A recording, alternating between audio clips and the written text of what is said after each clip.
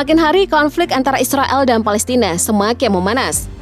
Pergerakan yang dilakukan oleh kelompok Al-Qassam atau sayap militer Hamas pun terus bergulir. Para pejuang Al-Qassam memang sedang gencar-gencarnya dalam melakukan penyergapan dan serang-serangan terhadap tentara IDF. Dan semuanya tak bisa disepelekan begitu saja. Brigade Al-Qassam sendiri sudah mengklaim bahwa pihaknya bertanggung jawab terhadap sedikitnya 20 tentara IDF yang tewas hanya dalam kurun waktu 2 hari.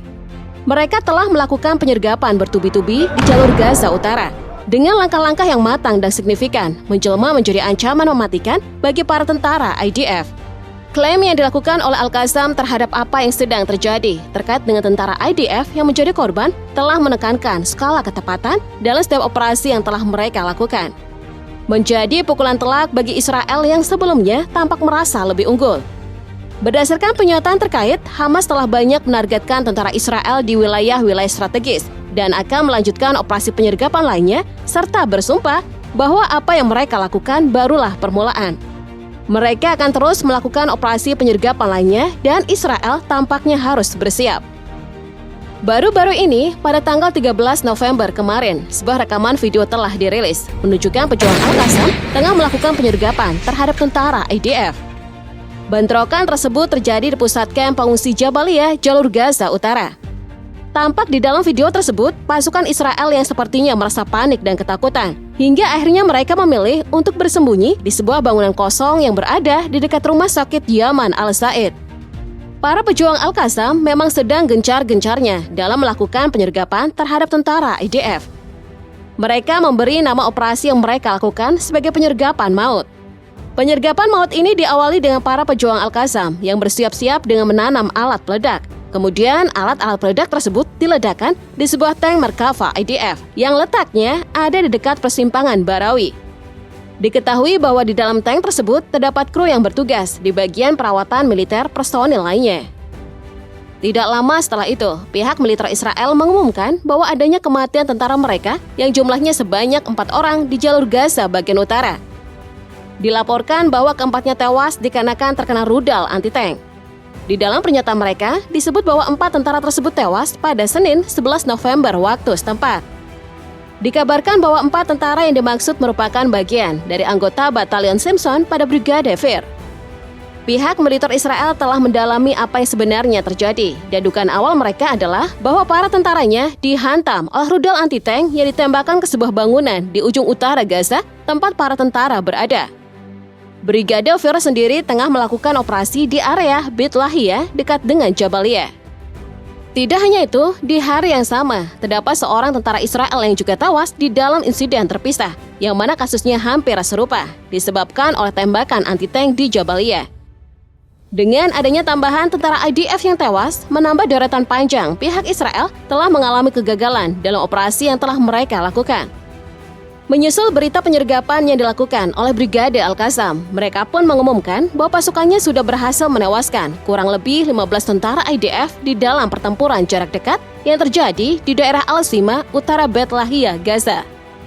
Pada hari Minggu, Brigade Al-Qassam menyatakan bahwa pihaknya telah melawan para Zionis Israel dengan menggunakan RPG anti-personel, kemudian senjata-senjata ringan, serta serangan dari granat. RPG sendiri merupakan salah satu senjata paling mematikan dengan daya ledak yang terbilang tinggi. RPG dipercaya sangat efektif untuk melakukan serangan terhadap kendaraan lapis baja seperti pengangkut personel lapis baja, bunker, ataupun sebuah gedung. Tidak hanya itu saja, Al-Qassam pun menyampaikan bahwa mereka sudah menyerang 2 kendaraan pengangkut pasukan Israel dengan peluru Al-Yasin 105 yang canggih dan berdaya ledak tinggi. Tidak ketinggalan mereka juga kabarnya menggunakan tandem untuk melengkapi serangan yang dilakukan. Mereka pun melancarkan serangan lainnya terhadap bulldozer militer dengan alat peledak Thunder yang terdapat di dekat Masjid Martir, Imad Al, kamp pengungsian Jabaliyah. Di sisi lain, Brigade Al-Quds yang merupakan sayap militer Jihad Islam Palestina mengumumkan adanya operasi gabungan yang dilakukan bersama dengan Brigade Al-Nasr Salah al-Din. Mereka telah menargetkan pusat komando Israel yang terletak di sebelah timur kamp Jabaliyah. Sebelumnya pada akhir Oktober lalu, Brigade Al-Qassam juga sudah melakukan serangan terhadap kendaraan-kendaraan yang dimiliki oleh Israel. Dalam sebuah pernyataan yang dirilis oleh mereka, dikatakan bahwa serangan tersebut menargetkan kendaraan pengangkut personil serta 2 bulldozer D9. Serangan yang terjadi dikabarkan berlangsung di wilayah timur Jabalia. Selain itu, target lainnya yang juga berhasil dilumpuhkan adalah tank Merkava 4 Israel yang diserang dengan menggunakan alat peledak SAWAS yang dilakukan di dekat stasiun Al-Natar, kamp pengungsi Jabalia. Selain itu, masih di bulan yang sama, tepatnya di hari peringatan 7 Oktober lalu, terdapat serangan roket yang diluncurkan oleh Hamas terhadap Israel. Pihak dari Brigade Al-Qassam menyampaikan bahwa mereka sudah menembakkan sejumlah proyektil ke arah perlintasan Rafah, perlintasan perbatasan Kerem Salom, serta area Kibbutz Khalid yang ada di dekat perbatasan Gaza. Brigade Al-Qassam menembakkan 4 roket ke wilayah Israel bagian selatan pada 7 Oktober berdasarkan waktu setempat, dalam peringatan setahun pasca serangan mematikan 7 Oktober lalu yang mengakibatkan puluhan ribu korban berjatuhan di jalur Gaza akibat kekejaman yang dilakukan oleh Zionis Israel. Masih di bulan yang sama, sirine peringatan serangan udara juga terdengar di area Galilea Atas di wilayah Israel bagian utara, disebabkan oleh adanya serangan roket tanpa henti yang terjadi hampir setiap hari yang diluncurkan dari arah Lebanon. Serangan lainnya yang terjadi sebelum ini pun kerap mengejutkan bagi Israel. Pasalnya, Brigade Al-Qassam selalu memberikan serangan tak terduga bagi mereka. Misalnya saja, pada September lalu, mereka telah menyatakan keberhasilan mengenai serangan yang dilakukan di sebuah rumah di Rafah, jalur Gaza Selatan. Serangan tersebut dilakukan dengan menggunakan rudal dan peluru anti-personel. Di dalam sebuah pernyataan disebutkan bahwa mereka berhasil menyerang unit Israel yang tengah berada di rumah di sebelah lingkungan Al-Tanor dengan rudal anti-benteng TBG serta peluru anti-personel yang mana telah mengakibatkan jatuhnya korban jiwa dari para tentara IDF. Sementara itu, kabar penting lainnya kemudian datang dari sebuah laporan salah satu surat kabar Israel bahwa Amerika Serikat sudah menghentikan pengiriman peralatan militer yang dipesan oleh Israel. Salah satunya adalah bulldozer Caterpillar D9. Bulldozer ini merupakan salah satu alat berat yang cukup penting dan berperan dalam kepentingan serangan-serangan yang mungkin hendak dilakukan oleh Israel. Adanya keputusan yang dikeluarkan tersebut disinyalir disebabkan oleh adanya penentangan yang ditujukan terhadap penggunaan bulldozer di dalam penghancuran wilayah Gaza. Tidak ketinggalan pula di bagian front utara, kelompok perlawanan Islam Hizbullah telah mengumumkan adanya serangan roket yang ditujukan terhadap militer Israel di kota Haula dan Markaba di Lebanon Selatan. Serangan lanjutan juga terjadi di wilayah Israel lainnya, yakni Galilea Atas.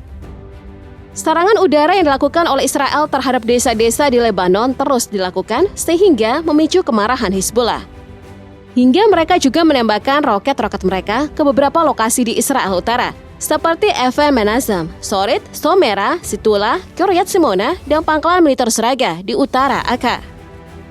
Beberapa hari sebelumnya, serangan-serangan militer Israel pun mengkonfirmasi bahwa memang terdapat kurang lebih 15 roket yang telah diluncurkan ke Galilea Atas dan Barat. Beberapa di antara roket-roket tersebut dapat dicegat, beberapa lainnya jatuh di area terbuka. Diketahui bahwa setelahnya ada sebuah bangunan yang terletak di Kiryat Simona yang terkena tembakan roket langsung dari Lebanon.